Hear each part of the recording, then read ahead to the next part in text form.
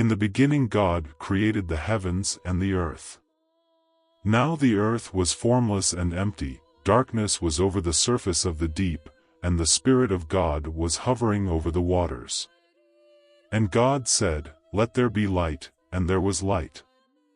God saw that the light was good, and he separated the light from the darkness. God called the light day, and the darkness he called night. And there was evening, and there was morning, the first day. And God said, "Let there be a vault between the waters to separate water from water." So God made the vault and separated the water under the vault from the water above it. And it was so. God called the vault sky. And there was evening, and there was morning, the second day. And God said, "Let the water under the sky be gathered to one place, and let dry ground appear." And it was so. God called the dry ground land, and the gathered waters he called seas. And God saw that it was good. Then God said, "Let the land produce vegetation, seed-bearing plants and trees on the land that bear fruit with seed in it, according to their various kinds." And it was so. The land produced vegetation, plants bearing seed according to their kinds and trees bearing fruit with seed in it according to their kinds. And God saw that it was good. And there was evening, and there was morning, the third day. And God said, "Let there be lights in the vault of the sky to separate the day from the night, and let them serve as signs to mark sacred times, and days and years, and let them be lights in the vault of the sky to give light on the earth." And it was so. God made two great lights, the greater light to govern the day and the lesser light to govern the night. He also made the stars. God set them in the vault of the sky to give light on the earth, to govern the day and the night, and to separate light from darkness. And God saw that it was good. And there was evening, and there was morning, the fourth day. And God said, "Let the water teem with living creatures, and let birds fly above the earth across the vault of the sky." So God created the great creatures of the sea and every living thing with which the water teems and that moves about in it, according to their kinds, and every winged bird according to its kind. And God saw that it was good. God blessed them and said, "Be fruitful and increase in number and fill the water in the seas, and let the birds increase on the earth." And there was evening, and there was morning, the fifth day. And God said, "Let the land produce living creatures according to their kinds, the livestock, the creatures that move along the ground, and the wild animals, each according to its kind." And it was so.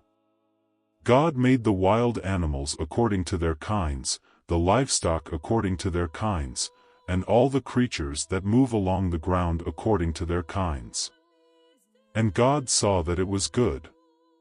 Then God said, "Let us make mankind in our image, in our likeness, so that they may rule over the fish in the sea and the birds in the sky, over the livestock and all the wild animals, and over all the creatures that move along the ground."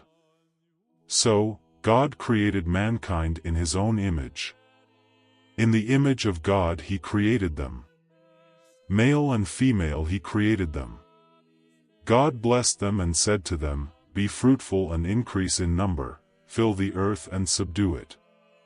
Rule over the fish in the sea and the birds in the sky and over every living creature that moves on the ground." Then God said, "I give you every seed-bearing plant on the face of the whole earth and every tree that has fruit with seed in it. They will be yours for food. And to all the beasts of the earth and all the birds in the sky and all the creatures that move along the ground, everything that has the breath of life in it, I give every green plant for food." And it was so. God saw all that he had made, and it was very good. And there was evening, and there was morning, the sixth day. Thus, the heavens and the earth were completed in all their vast array. By the seventh day God had finished the work he had been doing, so on the seventh day he rested from all his work. Then God blessed the seventh day and made it holy, because on it he rested from all the work of creating that he had done. This is the account of the heavens and the earth when they were created, when the Lord God made the earth and the heavens. Now no shrub had yet appeared on the earth, and no plant had yet sprung up, for the Lord God had not sent rain on the earth, and there was no one to work the ground, but streams came up from the earth and watered the whole surface of the ground. Then the Lord God formed a man from the dust of the ground and breathed into his nostrils the breath of life, and the man became a living being. Now the Lord God had planted a garden in the east, in Eden, and there he put the man he had formed.